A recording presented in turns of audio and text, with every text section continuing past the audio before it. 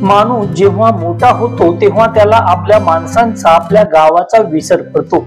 आपण ज्या सवंगड्यांबरोबर मोठं झालो त्याचीही तो ओळख विसरतो. अशी व्यक्ती जर प्रशासकीय सेवेत असली तर स्वतःचं जीवन चाकोरीबद्ध करून घेते. पण काही माणसं फार निराळी असतात. ती आपली माणसं आपलं गाव हृदयात ठेवून काम करतात. माती आणि मातेशी त्यांची नाळ घट्ट जुळलेली असते. आपुलकीचा ठेवा त्यांच्याकडे असतो. अशा व्यक्तिमत्वामध्ये प्रशासकीय सेवेत उपजिल्हाधिकारी या पदावर, वरिष्ठ पदावर कार्यरत असणारे डॉक्टर संदीप माने यांचं नाव सातारा जिल्ह्यात आदरानं घेतलं जातं. विठ्ठलावर असीम भक्ती, गावाविषयी प्रेम, आदर व प्रशासनात शिस्तबद्ध काम यामुळे डॉक्टर संदीप माने आज आदर्श व्यक्तिमत्व म्हणून लोकप्रिय आहेत. सातारा जिल्ह्यातील काशिळगावचे सुपुत्र डॉक्टर संदीप तुकाराम माने अण्णा यांचं नाव आदरानं घेतलं जातं. अप्पर जिल्हा दंडाधिकारी ठाणे येथे अत्यंत महत्वाच्या पदावर सध्या ते कार्यरत आहेत. प्रशासकीय सेवेतून लोकसेवा कशी करावी याचे अनेक उदाहरणे डॉक्टर संदीप माने यांनी त्यांच्या कामातून दाखवून दिलीत. काशिळकर अण्णा या नावानं त्यांना हाक मारतात. अण्णा म्हणजे आपल्या पदाची झूल बाजूला ठेवून गावांकडच्या माणसांमध्ये मिसळणारा माणूस. खर तर प्रशासनात एखादा अधिकारी कसा असावा याचं मूर्तिमंत उदाहरण म्हणून डॉक्टर संदीप माने यांचं नाव घेतलं जातं. कामाच्या बाबतीत ते अत्यंत शिस्तप्रिय आहेत. अण्णांचे माध्यमिक शिक्षण काशीळच्या यशवंत हायस्कूल मध्ये झाले. त्यानंतर मुंबईच्या वेटनरी कॉलेजमध्ये पदवी व पदव्युत्तर शिक्षण त्यांनी पूर्ण केले. 2000 साली स्पर्धा परीक्षेच्या माध्यमातून प्रशासकीय सेवेत नायब तहसीलदार म्हणून ते शासकीय सेवेत रुजू झाले. सुरुवातीला श्रीवर्धन, कर्जत या ठिकाणी त्यांनी चांगली कामगिरी केली. संवेदनशील समजल्या जाणाऱ्या पनवेल शहरात तहसीलदार पदावर डॉक्टर संदीप माने यांनी कामाची वेगळी छाप निर्माण केली. प्रशासनाच्या माध्यमातून अनेक प्रश्न सोडवण्यासाठी त्यांनी हातोटीने काम केल्याने आजही पनवेलमधील लोक माने साहेबांचं नाव आदराने घेतात. ठाणे, बृहन्मुंबई चिटणीस म्हणून त्यांनी काम केले. 7 वर्षापूर्वी त्यांची उपजिल्हाधिकारी पदी पदोन्नती झाली. त्या माध्यमातून सुरुवातीला सिडकोला त्यांनी काम केलं. महसूल मंत्री राधाकृष्ण विखे पाटील यांच्याकडे विशेष कार्यकारी अधिकारी म्हणून त्यांनी काम केले. दरम्यान त्यांना उत्तम प्रशासकीय सेवेबद्दल मुख्यमंत्री देवेंद्र फडणवीस यांच्या हस्ते सन्मानित करण्यात आले. संदीप अण्णा खरं तर गावाकडे रमणारा माणूस आहे. प्रशासकीय सेवेत असले तरी गावाशी जुळलेली त्यांची नाळ घट्ट आहे. त्यांना लहानपणापासूनच नाट्य व कला क्षेत्रातील विशेष आवड. प्रशासकीय सेवेत काम करताना त्यांनी आपली ही कला जोपासताना मोठं योगदान या क्षेत्राच्या वाढीसाठी दिलंय.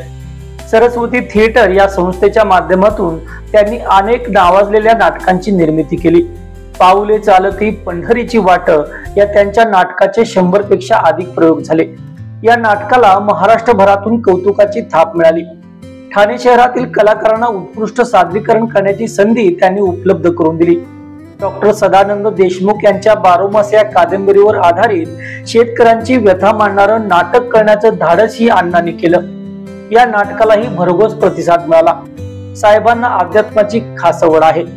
विठ्ठल भक्ती जणू त्यांच्या रक्तातच भिनली. दरवर्षी न चुकता ते पंढरपूरच्या वारीत सहभागी होतात. गेले 20 वर्ष त्यांनी ही परंपरा अखंडपणे जपली आहे.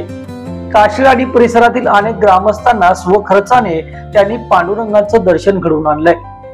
अण्णांचे मोठे बंधू अंकुश नाना यांच्या माध्यमातून नुकतेच त्यांनी काशीळच्या 50 लोकांना पंढरपूरला नेऊन विठुरायाचं दर्शन घडवलं. काशीळगावची नाटकाची परंपरा पुढे ठेवण्यासाठी गावातील नाट्य मंडळांना भरीव मदत, मार्गदर्शन आणि प्रोत्साहन देण्याची भूमिका अण्णांनी कायम घेतली आहे. काशीळच्या ग्रामीण रुग्णालयाच्या माध्यमातून आरोग्य सेवा देण्यासाठी त्यांचा पुढाकार असतो. या रुग्णालयाच्या उभारणीत त्यांचे बंधू भरत माने यांची मोलाची साथ मिळाली. त्यामुळे आज काशीळचे ग्रामीण रुग्णालय हजारो रुग्णांना आरोग्य सेवा देत आहे. अण्णांचा वाढदिवस वृक्षारोपण व अनेक सामाजिक उपक्रमातून साजरा होतोय. आपण ज्या शाळेत शिकलो त्या शाळेलाही अण्णा कधी विसरू शकले नाहीत. शाळेच्या विकासासाठी सातत्यानं त्यांचा पाठपुरावा असतो. शाळेच्या दुरुस्तीसाठी सिंहाचा वाटा त्यांनी उचलला. ग्रामीण भागातील मुलांना डिजिटल स्मार्ट डिस्प्ले सारखी यंत्रणा कूपर कंपनीच्या सहकार्यातून त्यांनी मिळवून दिली. गावातील ज्योतिर्लिंग मंदिर, श्रीराम मंदिर, गणेश मंदिराचे सुशोभीकरण व जीर्णोद्धारासाठी त्यांनी भरीव योगदान दिले. पुढची पिढी स्पर्धा परीक्षेच्या माध्यमातून अधिकारी पदापर्यंत पोहोचली पाहिजे, ही संदीप अण्णांची भूमिका. या भावनेने त्यांनी आईंच्या नावे सरस्वती वाचनालय व स्पर्धा परीक्षा केंद्र काशीळ येथे सुरू केले.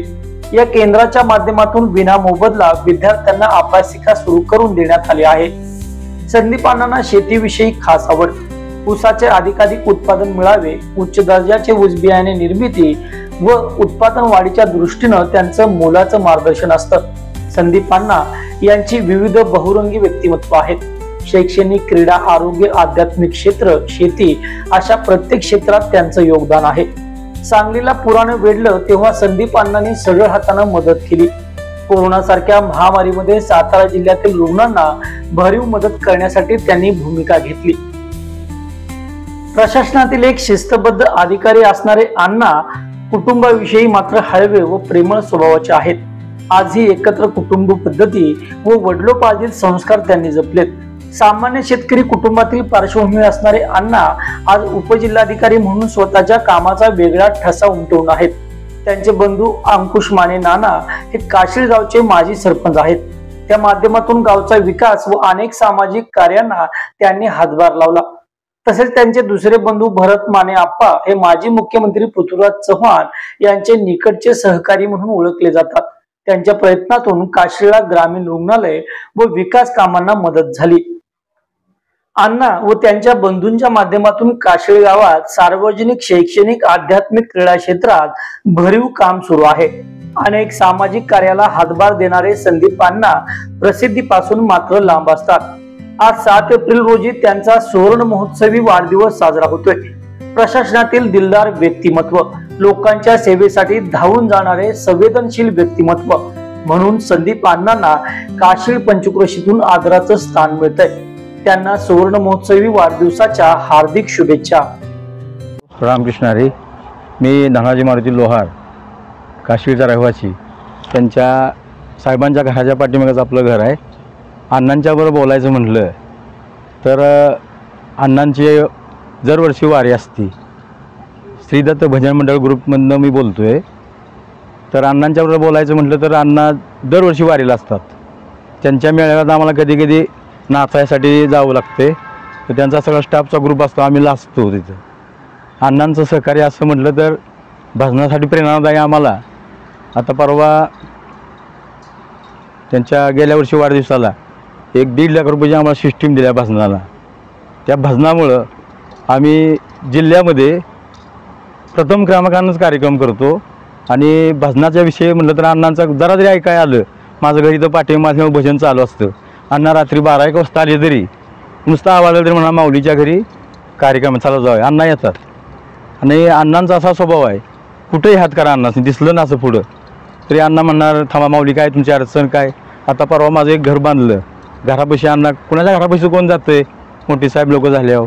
पण अण्णांचा असा विषय आहे की गोरगरिबापर्यंत अण्णा पोचतात.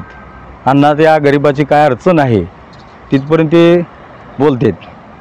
आणि भजनाच्या बाबतीत तर अण्णांनी पारायण मंडळ, कीर्तनकार मोठे मोठे इथं लोकांना श्रवण भक्ती त्या पारायणातून ह्यातनं आम्हाला मिळालेले आहे. रामकृष्ण हरे. मी विकास शिवाजी जाधव,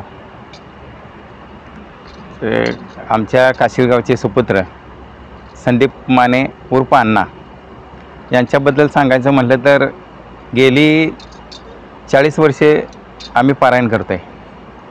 मग त्या पारायणामध्ये त्यांचा सहभाग असतोच. आता आमच्या सहकार्याने सांगितल्याप्रमाणे आम्ही म्हणजे आम्हाला त्यांनी पारायणा भजनी मंडळाला मदत केलीच आहे. पण पारायणाला दरवर्षी ते एक कीर्तनकार ठेवतात पारायणाला दरवर्षी. आणि इतरत्र अगदी जरी ते कीर्तनकार जरी ठेवले तरीसुद्धा मला फोन येतो की अजून काय मदत, महाराज अजून काय मदत पाहिजे असेल तर अवश्य सांगा. म्हणजे असं ते कधीसुद्धा म्हणजे अध्यात्माच्या वेळे ह्याच्यात ते कधीसुद्धा मागं पुढं बघत नाहीत. आता परवा त्यांनी आम्हाला पंढरपूरला नेलं परवा. मग जवळजवळ 50 माणसांची ट्रिप त्यांनी काढली. मग म्हणजे त्यांचा हाच हेतू होता की बाबा त्यानिमित्तानं माणसांना देवदर्शन घडावं. आणि त्यांनी त्यानिमित्तानं काय केलं की गाभाऱ्यामध्ये म्हणजे विठ्ठलाच्या गाभाऱ्यामध्ये कीर्तनाचा कार्यक्रम खास ठेवला की एक माणसानं बाबा त्या निमित्तानं त्या मंदिरामध्ये त्याचा श्रवणाचा लाभ मिळावा यासाठी त्यांनी हरिभक्तपरायण गणेश महाराज डांगे ढगे पाटील यांचा त्यांनी कीर्तनाचा कार्यक्रम ठेवला आणि त्याच्यामुळं कसं झालं की माणसाला त्याची जरा थोडीशी अध्यात्माची आवड निर्माण व्हावी हा त्यांचा हेतू असतो. दरवर्षी ते ट्रिप काढतातच, पण अध्यात्माची त्यांनाही आवड आहे. म्हणजे कसं होतं की आपल्यामुळे दुसऱ्याला बी त्याची आवड निर्माण व्हावी हा त्यांचा दरवर्षी हेतू असतो. मी दिनेश दत्तात्रय पवार. माझी लॅब आहे तारळ येथे. 20 वर्ष झालं मी प्रॅक्टिस करतो आहे. त्यांचे बंधू श्री भरत माने आप्पा यांच्यामुळे मी अण्णांच्या संपर्कात आलो.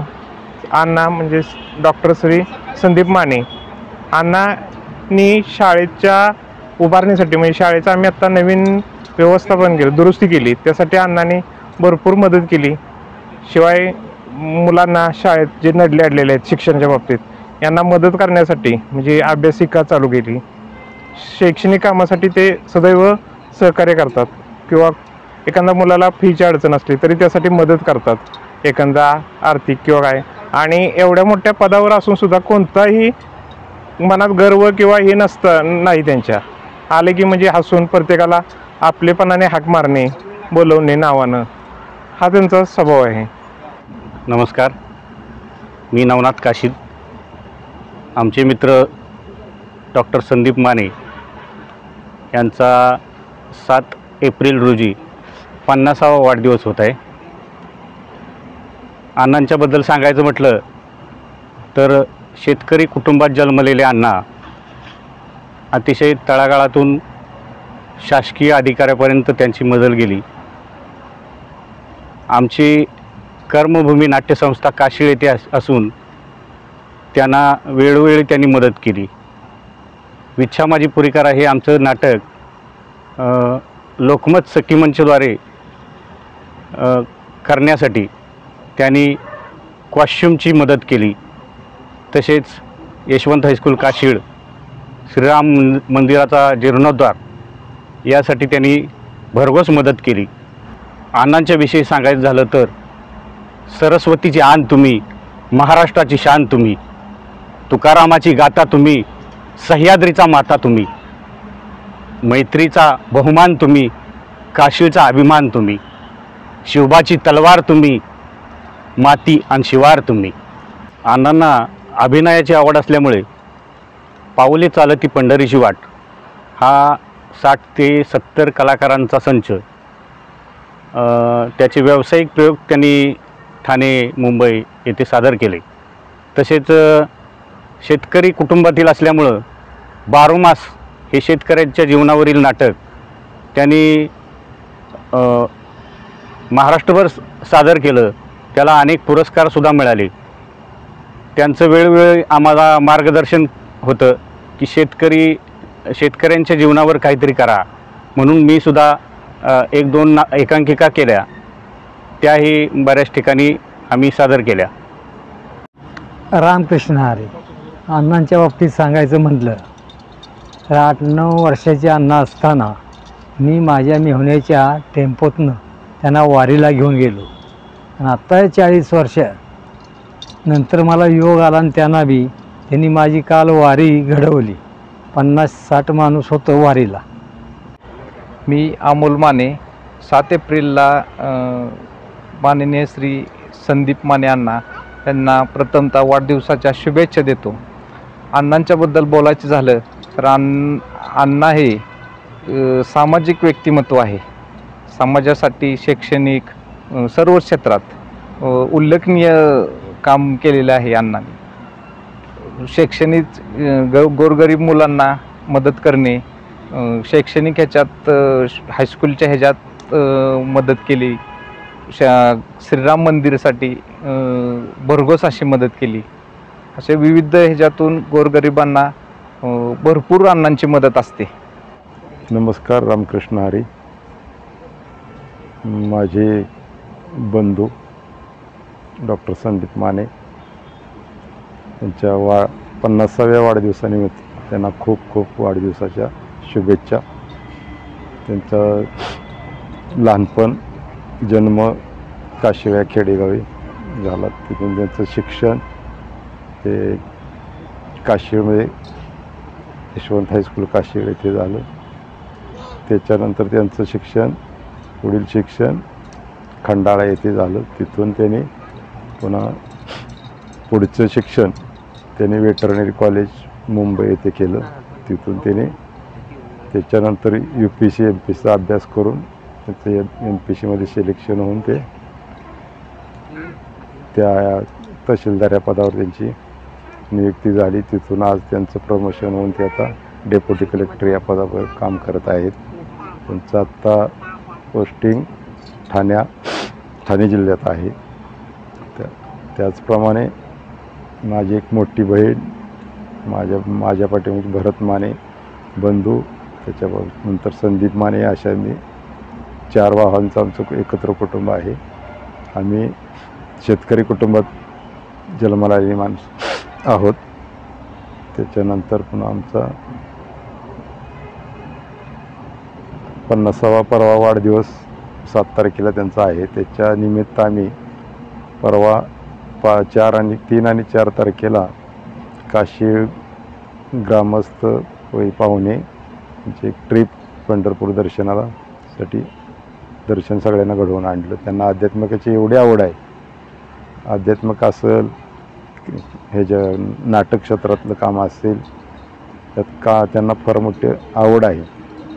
त्यामुळे त्याने प्रत्येकाला इथं आम्ही कृष्णा मल्टीपर्पज हॉल म्हणून तो कार्यालय मी बघतो त्याचं नियोजन.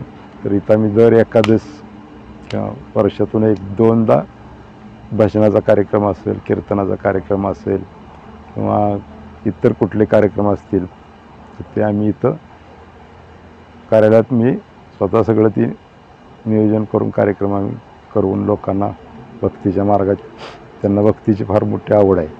त्या क्षेत्रात त्यांचं वरचेवर चांगलं असतं. भजन कीर्तन असले कार्यक्रम नाना वरचेवर तिथं तुम्ही हे करत जातं. त्याप्रमाणे आम्ही एकादशी असेल किंवा इतर कुठल्या ह्याला आम्ही इथं कार्यक्रम घेतो. त्याचप्रमाणे नाटक क्षेत्रात त्यांना आवड आहे. आमच्या गावचे नवनाथ काशीद असतील, जंगम असतील, त्या लोकांना आमच्या गावात नाटकाची परंपरा फार पूर्वीपासून चालू आहे. आणि आज बी इथं जे आमचे नाटकात काम करणारी मुलं आहेत त्यांना प्रोत्साहन देण्याचं, त्यांना काय अडीअडचणीला उभं राहण्याचं, त्यांना मदत करण्याचं काम संदीपच्या माध्यमातून चालूच असते. त्यामुळे इतर पुन्हा सामाजिक क्षेत्रात त्यांना फार मोठी आवड आहे काम करण्याची. तर काही ना छोटे मोठे उपक्रम ते सारखे चालू असते. आणि त्यांना या 50व्या वाढदिवसामध्ये त्यांना कुठली जाहिरात, माझं कुठं बॅनर्स किंवा असे माझी प्रसिद्धी ह्या गोष्टीत कुठली आवड नाही. ते स्वतःहून म्हणत असतात की कुठल्या ह्याच्यात मला प्रसिद्धीचा हव्यास नको. काल पंढरपूरला जाताना सुद्धा साधा बॅनर त्यांनी छापून दिला नाही. ते बॅनर काही नको नाना, लोकांना आपल्याला पांडुरंगापर्यंत नेऊन त्यांचं दर्शन घडवून आणायचं आहे. असं एक स्वभाव त्यांचा सरळ मार्गी आणि अडचणीत असो किंवा कुठल्याही क्षेत्रात लोकांना असं मदत करण्याचं त्यांचं फार मोठं हे आहे.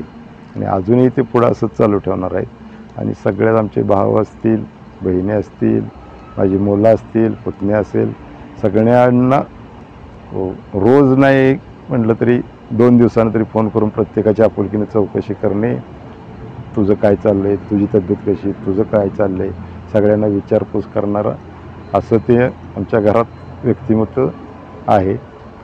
संदीप मानेविषयी जेवढं सांगेल तेवढं थोडं आहे. असं प्रशासकीय सेवेत ते अप्पर जिल्हाधिकारी या पदावर आत्ता काम करतात. परंतु गावी काशीला आल्यानंतर एकूण त्यांचं राहणीमान, वागणं, कुटुंबात मिसळणं हे कशा प्रकारे असतं? त्यांचं आता गावी आले रात्री जरी इथं 12 वाजता पोचले किंवा 1 वाजता पोचले तर पुन्हा मला रिंग करणार, नाना झोप येत आहे का, झोप झाली आहे का.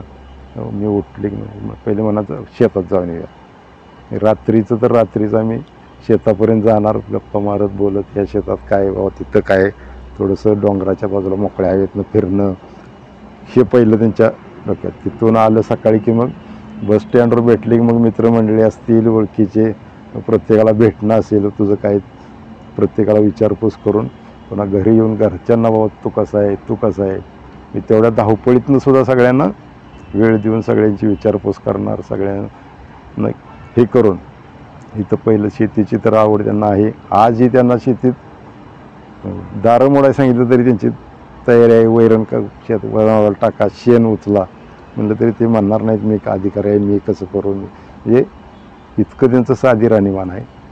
गावात माजी सरपंच म्हणून तुम्ही काम केले आणि अण्णांचं पण गावातल्या मंदिरी जीर्णोद्धारामध्ये सहभाग आहे, सामाजिक क्षेत्रात सहभाग आहे, त्याबद्दल काय वाटतं? तर मी काम करत असताना मला या गावानं सदस्य म्हणून पण बिनविरोध निवडून दिलं माझ्या वार्डात. त्याच्यानंतर मला सरपंच पण बिनविरोध केलं आणि मला जो सरपंचाचा काळ काम करण्यात मिळाला त्यामुळे त्यात संदीपनं तिथून कोणाच्या माध्यमातून काय कुठं रस्त्याची कामं असतील किंवा कुठल्या एखाद्या इमारतीचं काम असेल त्याच्यासाठी कुणाच्या नाही कुणाच्या फंडाच्या मार्फत मला तिथून तर मदत केलीच. आप्पांनी पुन्हा शिवाजीराव देशमुखांच्या फंडातनं मला वरचा ग्रामपंचायत हॉल बांधायला त्यांच्या फंडातून मदत केली. पुन्हा आप्पांच्या माध्यमातून पृथ्वीराज बाबांच्यातनं मला एक सभामंडपाचं काम मंजूर करून दिलं. पुन्हा उदयन महाराजांच्या खासदार फंडातून एक आमचं मीटिंग हॉलसाठी महाराजसाहेबांच्या ह्याच्यातून आम्हाला तिथे एक हॉल मी बांधून घेतला. म्हणजे मला जो सरपंचकीचं कार्यक्रम मिळाली त्यात मी गावातसुद्धा बऱ्यापैकी चांगली कामं केलीत. दुसरं तुम्हाला सांगायचंच म्हटलं तर संदीपच्या संकल्पनेतून आम्ही जिथं पूर्वी ज्या घरात राहत होतो तिथे एक आम्ही कॉम्प्लेक्स बांधले.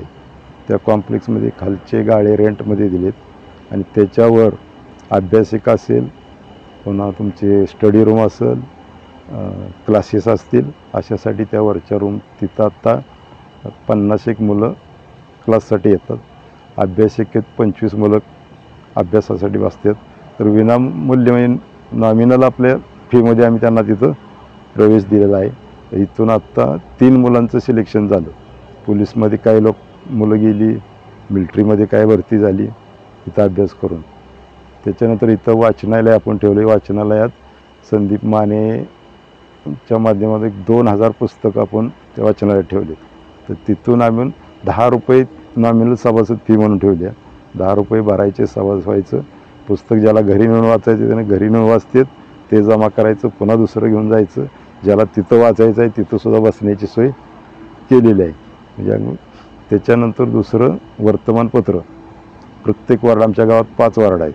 5 वार्डात प्रत्येक वार्डात एक ठिकाणी वर्तमानपत्रालयाचं आपण ही बनवलं आहे. तिथं रोज वर्तमान सगळे पत्र, सकाळ असेल, तरुण भारत असेल, पुढारी असेल, जेवढे पेपर्स आहेत तेवढे सगळे सकाळी आणून ठेवतो.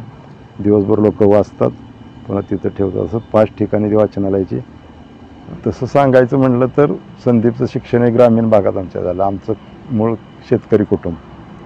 आमचे वडील जे होते ते अगदी साधे शेतकरी होते. आमच्या घरात उच्च शिक्षित असं संदीपच्या अगोदर भरत माने म्हणून माझे बंधू ते झाले. त्याच्यानंतर संदीप यांचा पहिला नंबर आप्पांचा हायस्कूलमध्ये 10वीत आणि संदीपचाही हायस्कूलमध्ये पहिला नंबर आला. तिथून त्यांनी नंतर ॲडमिशन ह्याला कॉलेजला केलं. 2 वर्ष सातारला केलं. त्याच्यानंतर खंडाळ्याला पण ॲडमिशन घेतलं 12वी नंतर. खंडाळ्याला घेतल्यानंतर त्यांचं पुन्हा तिथून वेटरनरी कॉलेजला मुंबईत ॲडमिशन घेतलं. तिथं घेतल्यानंतर त्यावेळेला आमचे सर्वसामान्य कुटुंबातले आम्ही शेतकरी आहे. तर तिथं असं म्हणजे की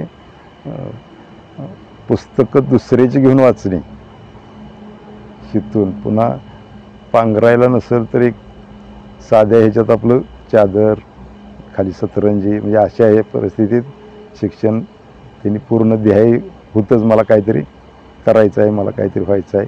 त्या ह्याच्यातून त्यांनी शिक्षण तिथं घेतलं. मी गावाकडून गेलो तर आम्ही गावाकडून ज्वारी, गहू, भाजीपाला असं कधीतरी 6 महिन्यातनं जाऊन भेटणार, कॉलेजवरती करणार. त्या अशा हालकीच्या ह्याच्यातनं त्यांनी शिक्षण पूर्ण करून MPCचा अभ्यास करून ते आज या पदापर्यंत गेले. प्रशासनात एवढा कामाचा ताण असून सुद्धा त्यांना मुळात ते विठ्ठलाचे भक्त आहेत. भक्त असून त्यांना ह्या इतक्या कामाच्या ह्याच्यातून सुद्धा ते वेळ काढून पंढरपूरला आलं मनात, समजा आत्ता तर रात्री 12ला निघायचं, दर्शन करायचं, पुन्हा सकाळी ऑफिसलाच्या टायमिंगमध्ये पुन्हा परत येऊन पुन्हा ऑफिस जॉईन करायचं. इतक्या धावपळीत पण ते कारण आता परवा आम्ही इथली लोकांची ट्रिप घेऊन गेलो पंढरपूरला. तर तिथून ते ऑफिस करून 1 वाजता तिथं पोचले. 1 वाजता थोडंसं 1 तासभर विश्रांती केली असेल की आम्हाला बरोबर 4 वाजता मंदिरात मी आलो या. मग तिथं पुन्हा पूजा असेल, काकडा आरती, सगळं दर्शन वगैरे सगळं झाल्यानंतर आम्हाला सगळ्यांना भेटून त्यांनी सगळ्यांना एक अगरबत्ती आणि विठ्ठलाची मूर्ती सगळ्यांना त्यांनी भेट म्हणून दिली. ते सगळ्यांनी घरात आपलं पूजन करून अगरबत्ती रोज हे करा, पूजन बिजन करा आणि लगेच तिथून ते 9 वाजता तिथून हलून ऑफिसला ड्युटीवर गेली. म्हणजे इतकं धावपळ असली तरी ड्युटी असेल तरी ती आध्यात्मिकात एवढी ओढ आहे. कीर्तन असो, भजन असो, कुठं जरी रस्त्यानं जाताना एखादा आवाज आला भजनाचा केला तर गाडी उभी करणार. तिथं जाऊन 2 मिनटं का होईना पण जाऊन तिथं दर्शन घेऊन तिथल्या लोकांना भेटून मला त्याबद्दल जर बोलायचं म्हटलं तर माझी मोठी बहीण वाघाव तालुका कराड इथे माझी मोठी बहीण अरुणा पवार ते आणि त्यांचे आमचे दाजी माझ्या बहिणीचे मिस्टर हे मुंबईत होते. सर्व्हिसनिमित्त गव्हर्नमेंट प्रेसमध्ये जॉबला कामाला होती आणि त्याच्यामुळं तिथून संदीपला दाजींच्या सहकार्यातनं तिथं कसली मदत असेल किंवा शिक्षण असेल काय असेल तर दाजी आणि माझ्या बहिणीचा फार मोठा वाटा आहे त्यांना घडवण्यात. आणि तिथून संदीपचं हे सगळं पुढचं शिक्षण म्हणा किंवा त्यांनी मदत केली, मार्गदर्शन पण केलं. सगळ्यात सिंहाचा वाटा असेल तर माझी बहीण आणि दाजी. आणि आमचे वडील एवढे कष्टाळू होते, कधी वडिलांना इस्त्रीचे कपडे घालत नव्हते किंवा काय साधी राहणीमान होती. पण इथं एवढ्या हालाकीच्या ह्याच्यातून सुद्धा पण शिक्षणाला पैसे लागतील, शिक्षणाला कुठून पण काय पण त्यावेळेला ती मदत करणार. इथं माझ्या आईच्या नावाने संदीप माने आणि आम्ही सर्व कुटुंबाने सरस्वती सामाजिक संस्था म्हणून स्थापन केल्या. त्याच्या माध्यमातून आपण वाचनालय असेल, पुन्हा तुमचं वर्तमानपत्रांचा विषय असेल किंवा इतर आणखीन काही कुठल्या सामाजिक उपक्रम असतील तर त्या माध्यमातून छोटे मोठे आम्ही राबवतो. त्याच्यानंतर आईच्या नावे हे चालू केलं आता कॉम्प्लेक्सचे आहे तिथं माझं वाचनालय सरस्वती वाचनालय म्हणून तिथं आम्ही चालवतो. तिथंच ते आता जे कॉम्प्लेक्स आहे तिथं माझ्या वडिलांच्या नावे कॉम्प्लेक्सला त्या वडिलांचं नाव दिले काका बिझनेस सेंटर म्हणून आम्ही तिथं तोही चालवतो, तिथं उपक्रम चालवतो. त्याच्याबरोबर सरस्वती थिएटर म्हणून एक नाटकाचं थिएटर सरस्वती थिएटर म्हणून संदीप मानेच्या संकल्पनेत ते आमचे चालवतात. आणि इतर पुन्हा कुणाचे छोटे मोठे कार्यक्रम असतील काय असतील त्यासाठी त्या सामाजिक संस्थेतून आपण लोकांना मदत छोटी मोठी करत असतो. तसेच काशीळ गावामध्ये माजी मुख्यमंत्री पृथ्वीराज चव्हाणसाहेब यांच्या माध्यमातून माझे धाकटे बंधू भरत माने यांच्या माध्यमातून आणि बाबांच्या प्रयत्नातून इथे 12 कोटीचं ग्रामीण रुग्णालय मंजूर करून आत्ता ते उभं राहून आत्ता तिथे सेवेत चालू आहे. तिथं आत्ता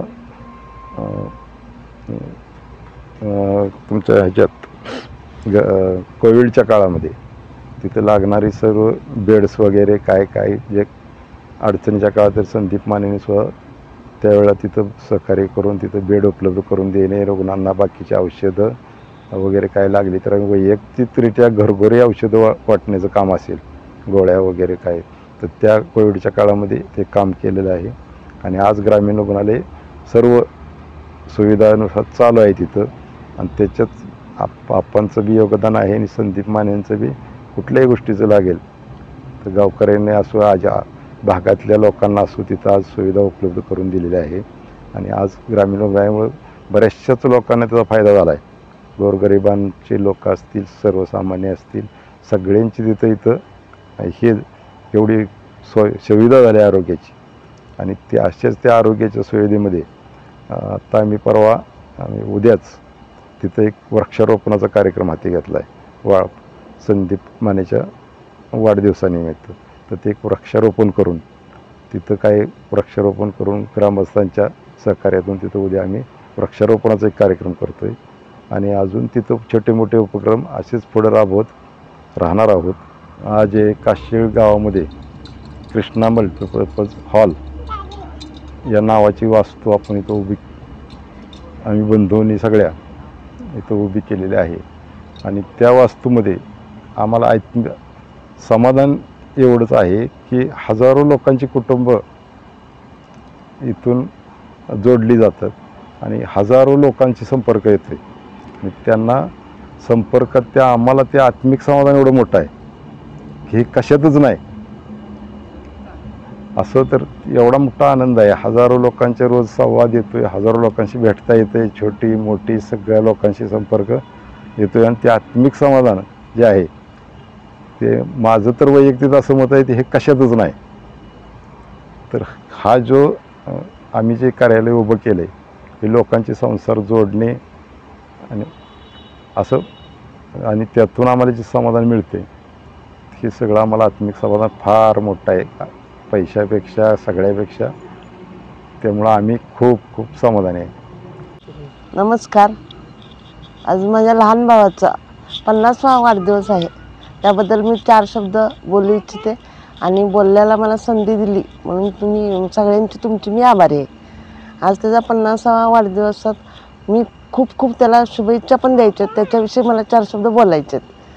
तो लहानपणापासून शिक्षणाची आवड, सामाजिक, देवाची सर्व क्षेत्रात त्याला म्हणजे निर्माण नुसती फक्त सर्व्हिसच किंवा नोकरी किंवा शिक्षण असं नसून तो सगळ्याशी प्रेमानं, आनंदानं आणि एवढ्या लांब सर्व्हिस असली तरी 4 दिवसाला आम्हाला बहीण भावंडाचा एकामेकाशी आमचा फोनवर तरी पण वेळ नसताना रात्री तरी तो संवाद साधून आमचं बोलणं होतं. त्याच्यानंतर त्यांनी खूप शिकावं अशी माझी इच्छा. मी मोठी असल्यामुळे मला शिक्षण पूर्ण करता नाही आलं. मला शिक्षणाची आवड होती पण मला शिकता नाही आलं म्हणून माझ्या भावाने खूप मोठं व्हावं आणि ते मला बघायचं हे होतं म्हणजे आवड होती आणि ते मला बघायला मिळालं. त्यांची अशी जिद्द होती आणि त्यांची चिकाटी पण होती. ते रात्र अभ्यास करून त्यांनी यापर्यंत म्हणजे त्यांचं अनमोल शिक्षण हे करून ते आज सध्या उपजिल्हा अधिकारी ठाण्याला ह्या क्षेत्रात ते कार्यरत आहेत. आणि त्यांचं शिक्षण असून त्यांना इतरही सर्व आवड आहे. देवधर्मात ग्रंथालय त्यांनी आईच्या नावानं माझ्या सरस्वती ग्रंथालय अजून दुसरे संस्था असं त्यांनी पुस्तकालय, वाचनालय खूप चालू केलेत. आणि लहान मुलांना शिक्षणाबद्दल आता खेडेगावात जर ते आले काही सुट्टीत तर फक्त घरापुरते मर्यादित नसून ते बाहेरच्या मुलांना पण शिक्षणासाठी खूप मार्गदर्शन करतात.